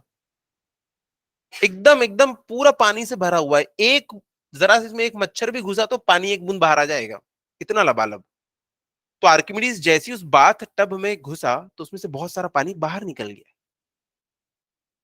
तो उसे देख के उसे एक आइडिया आ गया, और जब उसे वो आइडिया आया, उस समय वो कपड़े नहीं पहने हुए था, वो उसी कंडीशन में नहीं, ये सच बात है ये, उसी कंडीशन में वो राजमहल तक राजा के सामने तक भागते हुए गया, और रास्ते भर चिल्लाते हुए गया, यूरेका यूरेका यूरेका। यूरेका का मतलब क्या होता है? I found it. अभी आप लोगों ने देखा होगा एक्वागार्ड भी आता है यूरेका फोर्ब्स का, तो यूरेका का मतलब होता है आई फाउंड इट। तो उसी कंडीशन में वहां पहुंचा, उसने राजा को बताया, राजा ने भी पूरा सुना, बोला देखो मुझे समझ में तो कुछ नहीं आया, तुम बस अब करके बताओ, और पहले कपड़े पहन लेना। तो आर्किमिडीज का क्या प्रिंसिपल था, वही हम लोगों को ने यहाँ पे डिस्कस करना है। तो आर्किमिडीज का प्रिंसिपल ये था, अपरेंट वेट वेट वाला, कि जब भी हम किसी बॉडी को पानी में डुबाते हैं या किसी भी फ्लूइड में, तो उसका ना हमें वजन कम फील होने लगता है। हम लोग इसमें उस डेप्थ तक नहीं जाएंगे जहां तक कि हम लोग गोल्ड की प्योरिटी निकाल सकें। अगर किसी को जानना होगा तो मैं अलग से बता दूंगा, यहाँ पे उसका जो प्रिंसिपल था ना, वो हम लोग को डिस्कस करना है। तो आप एक चीज देखो, कि अगर आप किसी को तैराना सिखाना चाहते हो, अगर आप उसको ऐसी हवा में गोदी में उठाओगे ना, तो आप उसको उठा नहीं सकते, लेकिन जब वो पानी में होगा ना और वो तैरने की कोशिश करेगा, आप उसको बड़े आराम से सपोर्ट कर सकते हो। कभी किसी को तैराना सिखाया है आपने, या आपको कोई सिखाएगा ना, तो देखना जब आप पानी में रहोगे ना, तो आप बहुत हल्के फील होते हो, बहुत हल्के। तो इसे हम लोग कहते हैं वेट में लॉस, लॉस इन वेट। जो आदमी एक्चुअल में 100 किलो का है, जब वो पानी के ऊपर लेटता है, हम उसको ऐसा सहारा देंगे ना, तो हमको 15-20 किलो का फील होगा। इतना ज्यादा लॉस हो जाता है वेट में, इतना ज्यादा। तो वो लॉस क्यों होता है वो भी हमको डिस्कस करना है। अच्छा, लॉस क्यों होता है? क्योंकि बायंसी फोर्स लगती है, पानी अपने से एक फोर्स लगा रहा है ना ऊपर में हमारी हेल्प के लिए। तो देखो ये 5 किलोग्राम का एक कुछ लटका हुआ है इसके साथ में, तो उसका वजन ये कितना बताएगा? 5 kg दिखाएगा हवा में। भाई ये 5 kg है ना, हवा में उसका वजन, ये जो स्प्रिंग बैलेंस है वो कितना दिखाएगा? 5 kg दिखाएगा। लेकिन जैसे ही तुम इसको पानी में डुबाओगे, तो पानी क्या करता है? एक बायंसी फोर्स लगाता है। उसकी वैल्यू कितनी होती है? रो जी वी। रो किसका? फ्लूइड का, वी किसका? सॉलिड का। तो इसके ऊपर एक बायंसी का फोर्स लगने लगेगा। इसमें बोला उसने, फॉर एग्जाम्पल, अगर वो फोर्स ना 2 किलोग्राम के इक्वल है, 2 किलोग्राम का फोर्स ऐसा कभी सुने हो कि नहीं? देखो ये 5 किलोग्राम है ना, मतलब 50 न्यूटन, एम इंटू जी। ये 2 किलोग्राम का इसमें लग रहा है, मतलब 20 न्यूटन का इसमें फोर्स लग रहा है। तो देखो पानी अगर नीचे से 20 न्यूटन लगा दे रहा है, तो इसको ना थोड़ा सा रिलैक्स लगेगा, और इसको क्या फील होगा कि ये तो सिर्फ 3 किलोग्राम का है। तो यही लॉस इन वेट है। ये लॉस इन वेट कितना आया? 2 किलोग्राम। इसी को हम लोग क्या कहते हैं? अपरेंट वेट या लॉस इन वेट। तो देखो जब इसके अंदर ये गया, थोड़ा सा पानी भी तो बाहर निकला होगा। तो आर्किमिडीज ने एक ही चीज बोला, जितना किलोग्राम पानी बाहर निकलेगा उतने ही किलोग्राम का फोर्स लगेगा। सीधी साफ बात। देखो पानी कितना बाहर निकला? 2 किलोग्राम। तो अगर आप ये चाहते हो अपने घर जाना और ये पता करना कि मैं पापा का मोबाइल अगर पानी में डुबा दूं तो उसके ऊपर कितना बायंसी फोर्स लगेगा, तो आप बाल्टी को पूरा पानी से पहले भर लेना और उस बाल्टी को कहां पे रखना, किसी एक हाथ थाली में रखना ताकि जो पानी गिरे उसे आप कलेक्ट कर सको। अब उसमें पापा का मोबाइल डाल देना, उसमें से जो पानी बाहर गिरेगा बस उस पानी का ना वजन निकाल लेना। मान लो उस पानी का वजन कितना आया, फॉर एग्जाम्पल 1 किलोग्राम, तो 1 × 10 m × g, 10 न्यूटन का फोर्स लग रहा है पापा के उस मोबाइल के ऊपर। ठीक है। वैसे आप क्या कर सकते हो, जैसे कि एक बॉटल है, इस बॉटल को, इसमें पानी नहीं भरा हुआ है, अभी खाली है ये, तो पानी में ये तैरेगी, तो इसको घर जाके डुबाना। ये देखो ये पानी में इतना करीब डूब जाएगी, लेकिन बाल्टी से कुछ पानी बाहर भी निकल जाएगा। जितना पानी बाहर निकला उस पानी को बस आप वेट कर लो, उसका वेट आया मान लो कितना, 2 किलोग्राम फॉर एग्जाम्पल, तो m × g, 2 × 10, 20 न्यूटन, इसके ऊपर 20 न्यूटन का बायंसी फोर्स लग रहा है। क्या इसका हमको कहीं पे यूज आने वाला है? इसका कहीं यूज नहीं आने वाला है। आपको सिर्फ ये डेफिनेशन पूछेगा आर्किमिडीज का क्या प्रिंसिपल था, तो आर्किमिडीज ने एक ही चीज बोली कि बायंसी फोर्स कोई फ्लूइड कितना लगाता है, जितना वो फ्लूइड ना डिस्प्लेस हो जाता है। यहां पे देखो पानी एकदम गिरने की अर्ज पे था, इसका जितना वॉल्यूम था उतना ही तो पानी बाहर निकलेगा। तो जितना फ्लूइड डिस्प्लेस होता है, जितना उसका वॉल्यूम हट जाता है, उतना ही फोर्स लगाता है। देखो उसको हमने कलेक्ट कर लिया, इसको मेजर किया, पता चला अच्छा 2 किलोग्राम है, तो 2 × 10, 20 न्यूटन का इसके ऊपर बायंसी फोर्स लग रहा है। समझ में आया? और यहां से वो वेरीफाई भी कर लिया हमने, हाँ यार वाकई में इसमें 2 किलोग्राम कम दिख रहा है, मतलब इसमें 2 किलोग्राम का फोर्स आ रहा हुआ है ना कि 2 × 10, 20 न्यूटन, तो वेरीफाई भी हो जाता है। तो आर्किमिडीज प्रिंसिपल का हम लोग क्या इस्तेमाल करेंगे, सिर्फ इसको याद करेंगे, ये एग्जाम में बस पूछेगा, तो आर्किमिडीज का हम लोग प्रिंसिपल लिख देंगे। तो हेडिंग डालिएगा, टाइम हो गया क्या? तो हेडिंग डाल के छोड़ देते हैं ताकि अगली क्लास में हमें पता रहे कहां से पढ़ना है। तो आर्चिमिडीज अगली क्लास में तो ये पूरा दिखाऊंगा मैं, हाँ उस स्पेलिंग लिखी हुई है आर्चिमिडीज, आर्किमिडीज प्रिंसिपल, बस इतना लिख के छोड़ देना। इसको हम लोग अगली क्लास में फिर डिस्कस करेंगे। ठीक है। ओके, जो बच्चे ऑनलाइन है वो भी लीव कर सकते हैं। थैंक यू बच्चों।